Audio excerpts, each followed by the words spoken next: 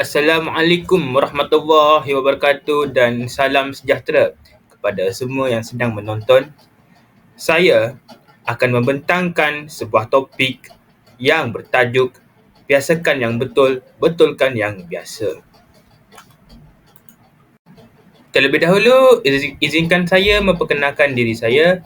Nama saya Zolaki bin Hafiz bin Muhammad Karmizi, merupakan siswa guru di IPG Kampus Datuk Dazali Ismail, merupakan pelajar unit Bahasa Melayu ambilan 2023-2028. Sebelum kita memulakan topik pembentangan kita, saya ingin mengucapkan jutaan terima kasih kepada pengajar saya, pensyarah saya sendiri, Dr. Muhammad Asri bin Harun dan juga Encik Ahmad bin Omar kerana telah membimbing dan mendidik saya sepanjang pelaksanaan tugasan ini. Tidak lupa juga kepada pihak-pihak yang membantu secara langsung dan tidak langsung. Semoga Allah permudahkan segalanya. Okey, tanpa melengahkan masa lagi, mari kita mulakan pembentangan kita pada hari ini. Mesti ada spekulasi ataupun persoalan yang berlegar-legar di dalam minda kalian, kan? Mengapakah pembentangan ini dilaksanakan ataupun apakah objektif pembentangan ini dilaksanakan? Berdasarkan tajuk kita yang asal iaitu biasakan yang betul, betulkan yang biasa. Jadi, di sini saya akan menjawab segala persoalan tersebut. Okey, biasakan yang betul, betulkan yang biasa. Kita haruslah terapkan ungkapan ini dalam penggunaan bahasa kita.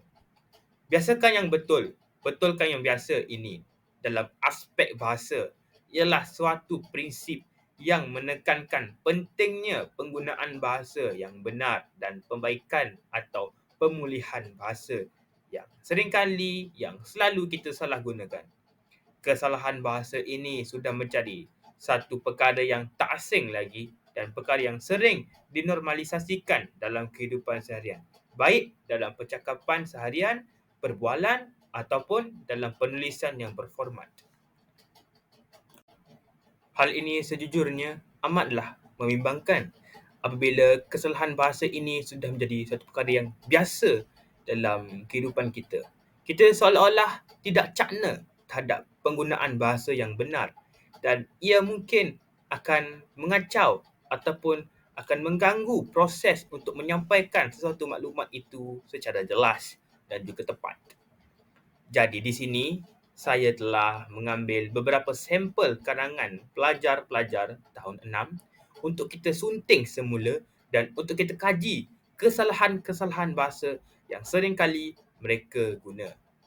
Dan di sini kita boleh mengambil satu pengajaran dan juga satu intipati di mana kita boleh menerapkan dengan macam mana kita boleh membetulkan semula percakapan kita seharian.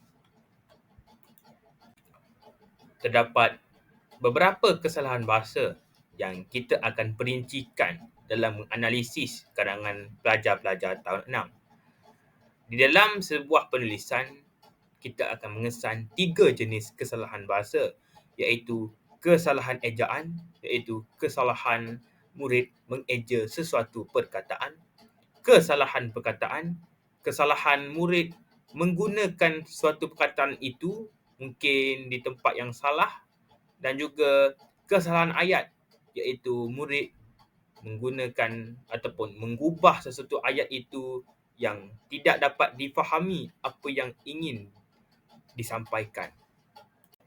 Di sini saya akan menganalisis sampel karangan pelajar ataupun murid 1 yang bertajuk accident. Sebenarnya pada tajuk itu pun sudah mempunyai kesalahan bahasa, iaitu kesalahan perkataan dengan menggunakan perkataan yang sebenarnya tidak wujud ataupun beliau ingin mengubah perkataan itu daripada bahasa Inggeris ke bahasa Melayu. Sebenarnya perkataan yang betul bagi accident ini ialah kemalangan.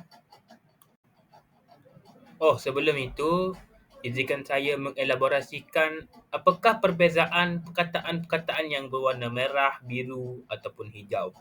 Okey, di sini perkataan yang saya tekankan dengan berwarna merah ialah untuk kesalahan ejaan. Manakala perkataan yang berwarna biru pula saya tekankan untuk kesalahan perkataan, dan juga perkataan yang berwarna hijau ini saya tekankan untuk kesalahan ayat. Okey, kita mulakan dengan ayat yang pertama. Saya dengan keluarga balik ke kampung. Ayat ini mempunyai kesalahan perkataan, iaitu perkataan dengan. Kerana perkataan dengan sangatlah tidak sesuai untuk digunakan sebagai kata penghubung bagi saya dan keluarga. Menurut kamus Dewan Bahasa, menurut kamus Tata Bahasa Dewan, perkataan yang lebih sesuai untuk kita gunakan untuk ayat ini ialah saya dan keluarga saya balik ke kampung. Tiba-tiba ada aksiden yang berlaku. Kesalahan yang terdapat dalam ayat ini sama dengan kesalahan tajuk di atas yang saya sudah terangkan sebelum ini, iaitu kesalahan perkataan, dengan dia menggunakan perkataan ataupun yang tidak mempunyai istilah dalam kamus Dewan Bahasa. Perkataan aksiden ini sebenarnya tidak wujud langsung. Jadi perkataan yang lebih tepat ialah kemalangan. Kami semua menonton aksiden itu.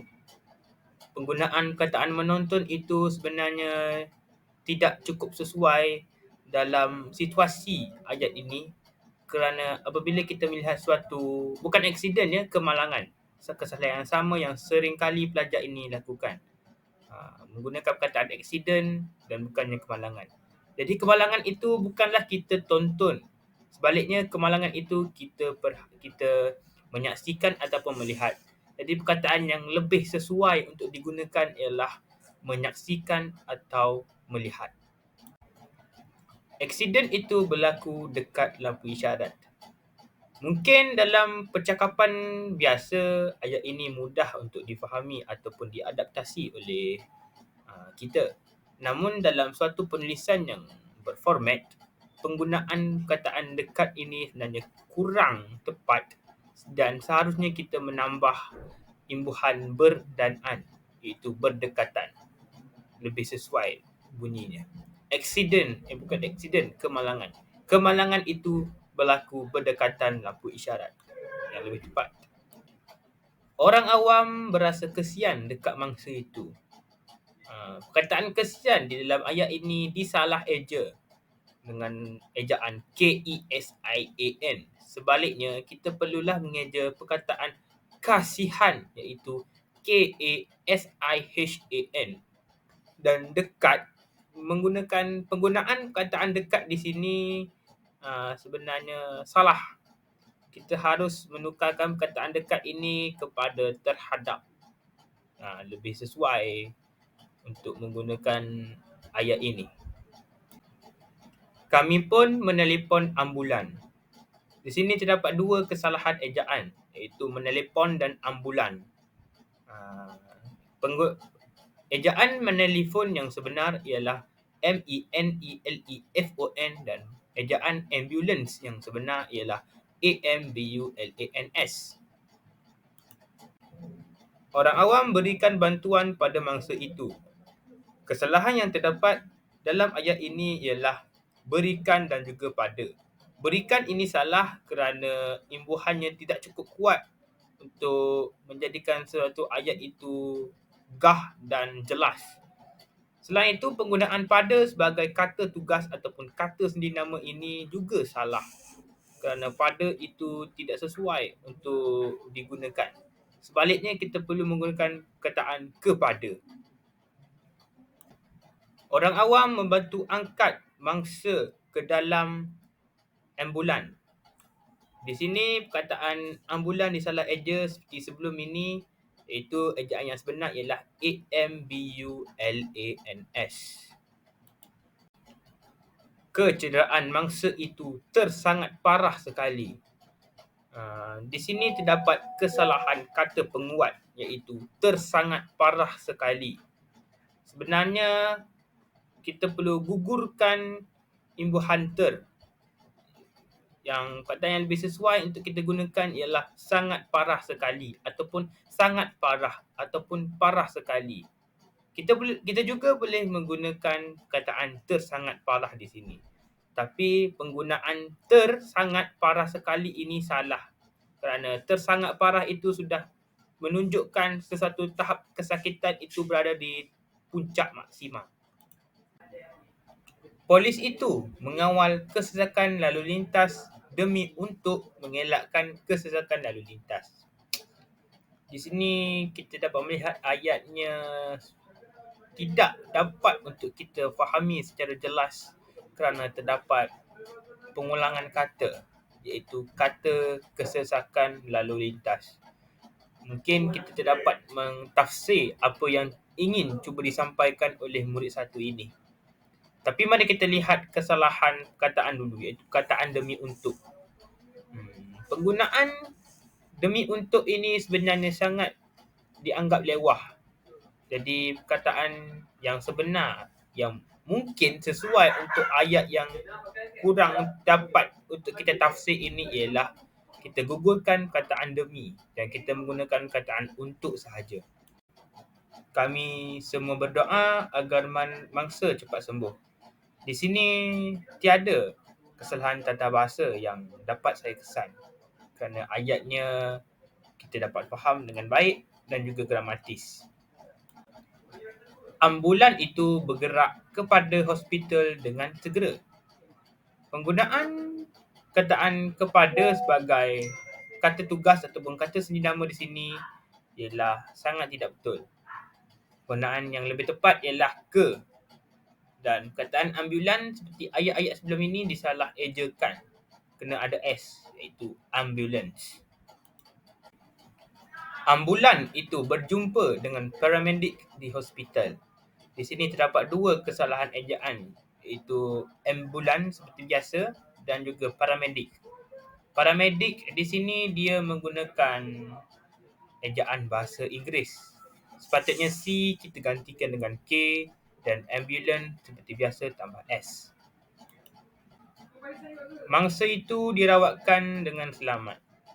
Perkataan dirawatkan di sini tidak tepat kerana tidak memenuhi syarat-syarat untuk diletakkan imbuhan akhiran kan di situ.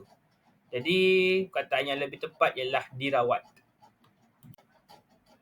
Kita perlulah berhati-hati ketika membawa. Di sini ayat tidak jelas dan tidak lengkap. Jadi saya dapat simpulkan di sini bahawa ini merupakan kesalahan ayat. Mungkin kita boleh menambah sedikit pelengkap pada ayat ini seperti membawa kenderaan, membawa transportasi dan sebagainya. Hormatilah lampu isyarat. Istilah hormat dengan lampu isyarat sangatlah tidak menghubung. Sebaliknya, kita perlu menggunakan kataan patuh selain pada hormat. Kerana patuh, walaupun dia bersinonim dengan kataan hormat, tapi dalam kes ini perkataan patuh adalah lebih wajar untuk kita gunakan, iaitu patuhilah lampu isyarat.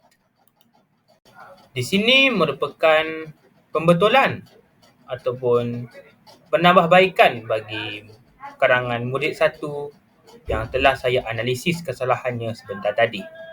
Anda boleh tekan butang pause untuk membacanya. Sebelum saya mengakhiri video pembentangan ini, saya ingin membuat sedikit rumusan ataupun kesimpulan yang dapat kita semua pelajari. Sebagai rakyat Malaysia ataupun pengguna bahasa Melayu yang sejati, penggunaan bahasa yang betul sebenarnya kita perlu terapkan dalam diri kita bagi membantu orang ramai, terutamanya para pelajar dalam meningkatkan penguasaan bahasa mereka dan seterusnya membolehkan mereka untuk memperoleh keputusan yang cemerlang dalam peperiksaan. Selain itu, penggunaan bahasa yang betul ini juga dapat menghapuskan kekeliruan dan salah faham antara satu pihak dan pihak yang lain, baik dalam komunikasi seharian ataupun dalam penulisan yang berformat. Kita seharusnya mencintailah bahasa kita. Kita seharusnya mencintai bahasa kita dan pelajari bahasa kita sebaik-baiknya. Sekian, terima kasih. Saya memohon maaf jika ada salah dan silap.